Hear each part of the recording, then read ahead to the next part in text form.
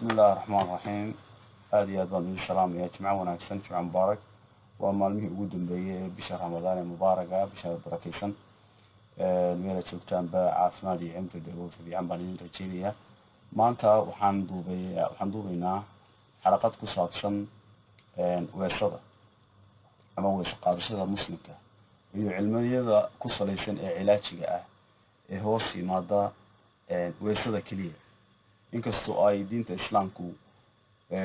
wax walba oo diinta ku salaysan ay faa'iido u tahay oo manfaacad u tahay oo ay cilaaj u tahay qofka bani aadamka ah si walbana looga faa'iido waxyaabaha ku salaysan ama uu fasiro diinteena kariimka ah diinta islaamka. الحمد لله رب العالمين الذي خلقنا وجعلنا من المسلمين. marka maanta waxaan ka hadlaynaa weesada iyo cilaajada ay saameyso ay ku garanaysaa ku lug leedahay iyo weesada xikmadda ku jirta ee rabbaaniga ah. marka waxa jira cilaaj loo yaqaano af carabiga loo yaqaano cilaaj radd al-fi'l al-mun'akis. cilaaj radd al-fi'l al-mun'akis waxa weeye waa reaction كلبا لمكان تخاطركم وحوي يقانان وحلو يقانا reflexology عليها reflexology ورياكشن كأي مادة ردد وحا شركة مقالة السامية وحا وهوسي مادة قيب وينو كسابسان قيبتان تشاينا والله استعماله وإربضها يدفع كمدان waxa hoos yimaada oo kale waxaan masaajka loo yaqaano duugista cilmi duugista ayaa hoos yimaada waxa soo dhaw marka la isku keeno ayuu waxa kaliya oo inaga isku wada qaata oo hal meel isku keena weesada. okay weesadu marka aad weesad qaadanaysid shanta waqti aad weesaysanaysid mar walba cagaha aad meydhisid ilaahay uu yidhi qasl meydhis yani wudu saxa ah ama weesada sax ah waa inaad meydhid maaha inaad biyo hoos dhigtid cagta ama aad qoysid maaha waa inaad waayo meydhista cilmi baa ku jira dahsoon oo dadku inay fuushaan waajib ah oo faa'iido jirka u leh cudurro badan ka daawo ah inay meydhistu waayo waxa la socota wax duugis leeyahay duugistana waxay hoos yimaada dhul badan oo cagta ku jira oo maraakis ah ama control jirka oo ka daawo ah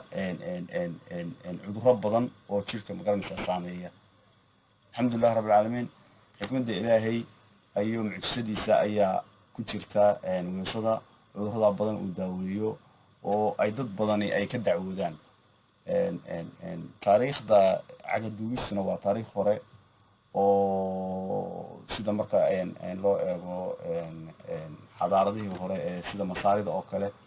ay magaranaysaa ay daaweyn jireen sida magaranaysaa lugaha ama gacmaha ay u duugi jireen taariikhooda way ku qoran yihiin wax badan. marka waxaa daba galay doctor Maraykana arrintaa baadhay inkastoo ay buxuus dambena ay ka timi oo aan hadhow ka wada hadli doono insha allah laakiin cilmigan wuxuu u noqonayaa doctor la oran jiray doctor William Giles baa la oran jiray isagana sameeyey maapka lugaha iyo dhulka ay ku jiraan wax walbi jirka caloosha dhegaha indhaha qayb kasta xubin kasta oo jirka ku jirta inay cagaha ay maab ku leedahay oo meel laga control haddii aad duugtid halkaasi ay ka dawo tahay inuu cilaajo cudurro badan oo saameeya cudurka aad magaranaysaa aad ka dacwoonaysid uurku jirta oo kale oo dhammaan uurku jirta oo dhanna waa weesadu waa ka dawo oo waxa weeye waxay duugtaa waxyaabo badan oo magaranaysaa مشاكلك وركوجرته سيدا مقرنيساي حتى سيدا قيبتن هرد لa'aanta daalka علوم badan oo China ah ayaa maqaranaysaay afcaalkan ka hadlay oo soo bandhigay oo dadka ku daweeyay waxa kale oo ay daawo ku tahay duugista cagaha ama weesadu dadka caga barar kale waxay u tahay dawo haddii aad muddo 15 daqiiqo aad duugtid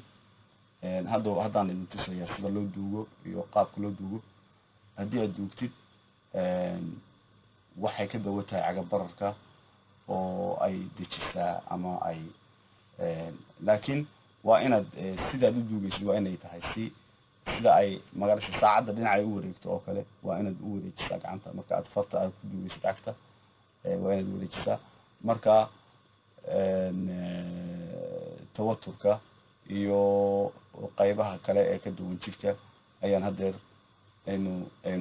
insha Allah aynu sawir ahaan baynu ku daawanaynaa aan ku daawasiinayaa cagta midig iyo cagta bidixba waxa ku jira marka subhanahu wa ta'ala ilaahay baa nagu munaystay weesada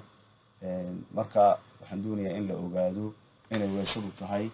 dawo kamid ah dawooyinka jirka ee muhiimka ah yani dadku u fiirsan oo waliba ay tahay mararka qaarkood ama maragyo badan ay tahay cilaaj ka hortag u ah cudurro kugu dhici doona laga yaabo inay cudurro kugu dhici doona inay marka aad dhulka duugtid ee aad magaranaysaa weesaysid ee aad magaranaysaa meedid inay ka hortag u tahay gaaladu ama dadkan ajaanibka ah inagu de gaalo wixii aan islaan ahayn baynu naqaanaa laakiin de ahli kitaab baa la yiraahdaa dadka aan muslimka ahayn iyagu halka inagu biyaha u isticmaalo ee ku weesaysid iyagu waxay isticmaalaan saliido ama oilo kala duwan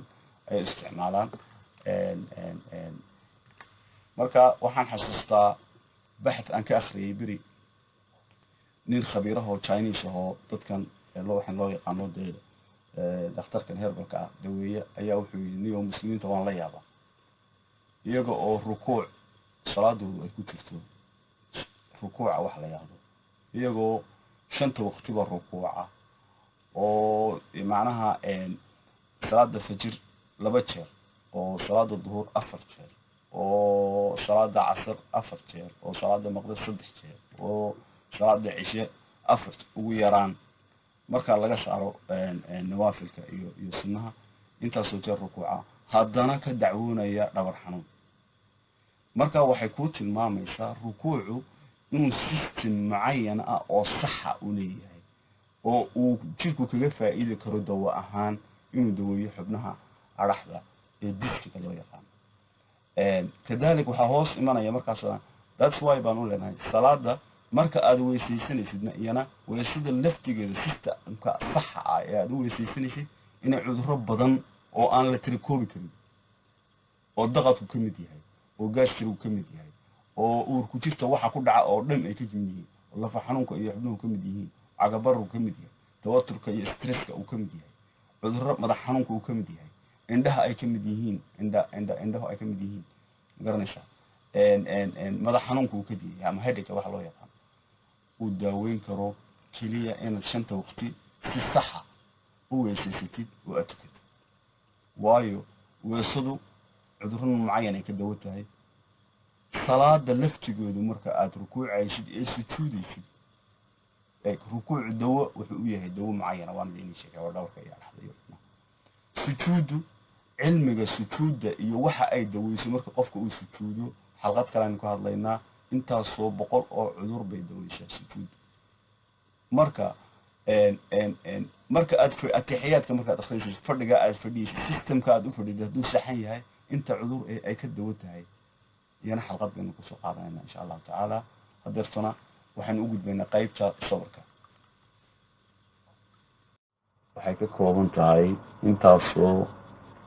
kun oo meelood oo neerfooyina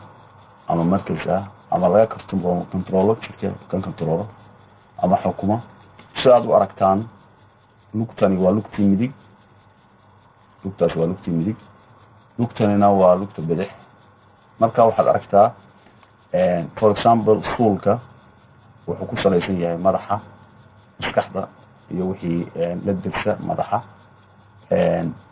halkaasina waxa weeye waa luqunta marka waxaad arkaysaa halkaas waa indhaha saddexda farood iyo halkaasi waa marakista indhaha dhegta gacanta beerka waxa qabsinka loo yaqaan ama qolonka mindhicirka qaybaha hoosena waxay ku salaysan yihiin wixii la darsaa magaranaysaa qaybta hoose ee jidhka ilaa iyo waxaan loo yaqaano caqabisaha ama diskiga halkan waxaa ku jira halkaa waxaa raacsan qaybaha aad aragtaan oo kala duwan oo ah haddaynu u gudubno xagga for example midigtu lugta midig waxaa ka kooban halkaa waxaa ku jira waxa weeye markaad duugtid halkaa waxaad abaaraysaa beerka midigta lugta midig waxaa ku jirta xameytida waxay ku jirtaa lugta midig halkaasayna ku jirtaa halkaa cagaarka abay ku jirta marka aad dadka ma garanaysaa la yidhaahdo dhagxaan baa kaaga jirta xameytida ama iltihaab baad leedahay infection baad leedahay halkaasaa loo duugaa keliyaha waa halkaas ganaca waa halkaa calooshuna waa halkaa weeye qaybta lugta bidix waxaad arkaysaa labada lugood caloosha way ku jirtaa ganacu waa ku jiraa keliyuhu way ku jiraan laakiin xameytidu lugta midig bay ku jirtaa lugta bidix kuma jirta ma garata marka sidaa ayaad u arkaysaa marka aad abaaraysid si yaro oo ma garanaysaa waa kaa lafdhabartu waa taa lafdhabartu waa taa dadka diskiga laga leh disk wax loo yaqaano ama xubnaha dhabarku ay xanuunayaan qaybtaasaa loo duugaa ayaa duugistiisu ay ku salaysan tahay marka wuxuu ka saarayaa xanuunka ama muddo 15 daqiiqo baad loo duugaysaa meel walba oo aad duugtidna waa meel abaaraysa jidhka qayb ka mid ah oo ku salaysan sida aynu aragno meel walba waxaa ku sawiran keliyihii waxaa ku sawiran beerkii xameytidii oo dul saaran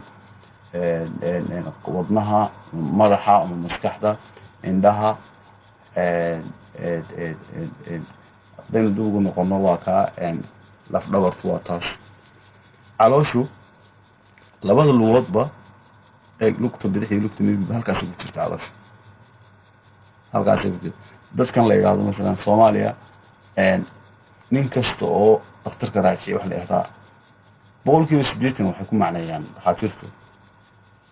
waxaa ku haya gastric marka dadka gastriga qaba halkaas ayaa la duugaa oo loo sameeyaa massage baa loo sameeyaa si fiican baa loo duugaa waxaadna u duugaysaa si circle ah ama wareega ayaa saasaad ugu duugaysaa aayar aad mar walba kusii yara adkeynaysid ee saa u duugaysaa hadhowtuna lugta kale saa u duugaysaa waxaa fiican inuu marka aad caloosha duugaysid aad sooman tahay ama ay calooshaada maran tahay ayaa fiican marka maradama inay ramadaan ku jirto way fiican tahay dadka inay arrintaa u fiirsatay jignaadaan oo ay u fiirsadaan cagaha la duugo xilli soomka alxamdulilah rabbil caalamiin waxaan ugu jirnaa bil barakaysan halkaasi waxa weeye keliyaha lafdhabarta halkaasay ku jirtaa waxaynu u naqaanaa af Soomaaliga waxa la yiraahdaa rays magaadhadu marka dalal badan oo cilmiga yani waxa ku salaysan waxa la yiraahdo national service-ka inuu dadka askarta la qoro inaanay qofka flat food kale waa laga cafiya cilmiga oo ku salaysan yahay inaan qofka flat food kale aan askar la qorin qofka aan rays magaadhada lahayn inaan askarta la qorin waxa ku salaysan tahay cilmigaas wuxuu laga soo xogtay waa halka weeye qofka haddii halkaas dhulka taalo dhibaato u keenaa tadriibta iyo alamentooyinka uu militarigu qaato marka saasan doonayaa inaad wada socotaan halkaasina waa intaas in laga faa'iido waa dadka aad magalaysaa ay cilmigaa korodsadaan inay muhiim tahay cagaha iyo bointyada u baahan in la duugo inay dhulkaa ku jiraan waana arrinta ku xeeran salaada iyo wuduu'a ama weesada marka qofku qaadanayo inay weesadu dawo tahay rabbaaniya oo ilaahay uu inagu manaystay maadaama aynu muslimiin nahay